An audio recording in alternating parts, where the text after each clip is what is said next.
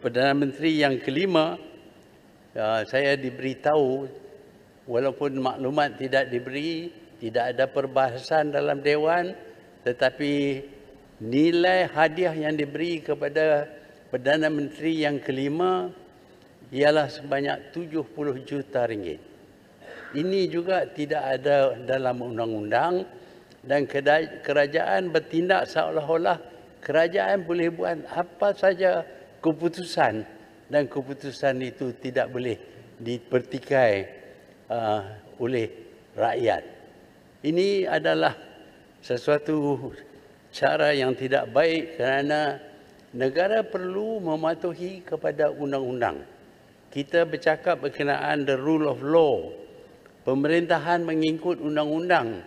Tetapi apabila tidak ada undang-undang, maka the rule of law itu diketepikan dan tindakan sesuka hati diambil. Saya mengaku saya juga bekas Perdana Menteri. Tapi saya tak ambil satu sen pun daripada hadiah kepada saya. Mungkin kerana jasa saya itu tak cukup nak dapat hadiah. Tapi saya mengaku ada tawaran nak beri kepada saya sekeping tanah. Saya tolak dan saya sebaliknya menawar untuk membeli tanah, bukan dapat percuma. Itu kerana dalam masa saya jadi Perdana Menteri, saya diberi gaji yang cukup tinggi, RM20,000 sebulan. Itu bagi saya amat besar kerana dulu saya cuma medical practitioner dan juga pegawai kerajaan yang dapat gaji cuma RM1,700 sebulan.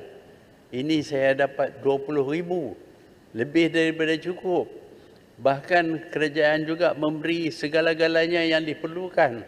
Saya diberi rumah, diberi api elektrik, diberi air, transport, beberapa buah kereta, kapal terbang pun diberi juga kepada saya. Apa lagi yang perlu diberi kepada saya setelah saya bersara? Sebab itu saya tidak ambil barang satu sen pun.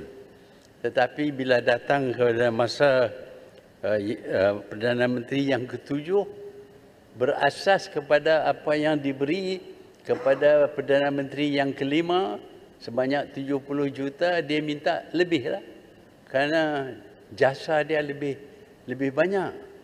Dia curi lebih banyak. Jadi kita perlu bagi hadiah lebih banyak, iaitu sebanyak 100 juta ringgit.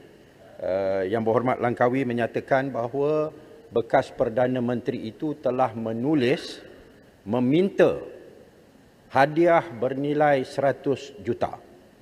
Dia sendiri yang menulis dan memintanya ataupun ianya jumlah yang ditawarkan oleh kerajaan? Yang pertama. Dan yang kedua, adakah bila dia menulis dan meminta itu selepas ataupun sebelum dia didapati bersalah merompak bagi pihak 1MDB ataupun melalui 1MDB jumlah yang berbilion-bilion? Saya harap Yang Berhormat Langkawi boleh memberikan penjelasan. Tuan Yang Dipertua, saya mendapat tahu bahawa sebenarnya bekas Perdana Menteri ini mengenal pasti tempat yang diminta, mengenal pasti tanah itu, dan dia bersetuju dengan ditunjuk 2 keping tanah. Tapi dia pilih yang satu yang nilainya amat tinggi. Dan dengan itu dia menulis surat kepada kerajaan. Saya tahu, saya dengar. Saya boleh percaya apa yang saya dengar. Kerana orang ini tidak akan bohong kepada saya. Jadi sebenarnya bekas Perdana Menteri meminta supaya dihadiah. Bukan kerana kerajaan buat keputusan. Tapi dia diminta dan 2 kali. Dan diluluskan.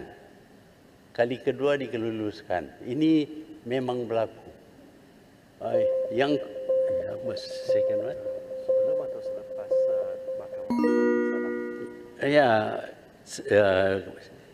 di waktu dia mendapat itu, saya fikir dia dibicara dan keputusan dibuat bahawa dia bersalah. Tetapi dia membuat surat kepada kerajaan. Saya tak dapat tentukan tarikh. Tetapi inilah yang berlaku. Tak ada perasaan malu. Kerana orang ini mendakwa bahawa tak perlu malu. Minta duit daripada orang kerana curi duit, tak malu. Apa nak malu? Kerana dia bos.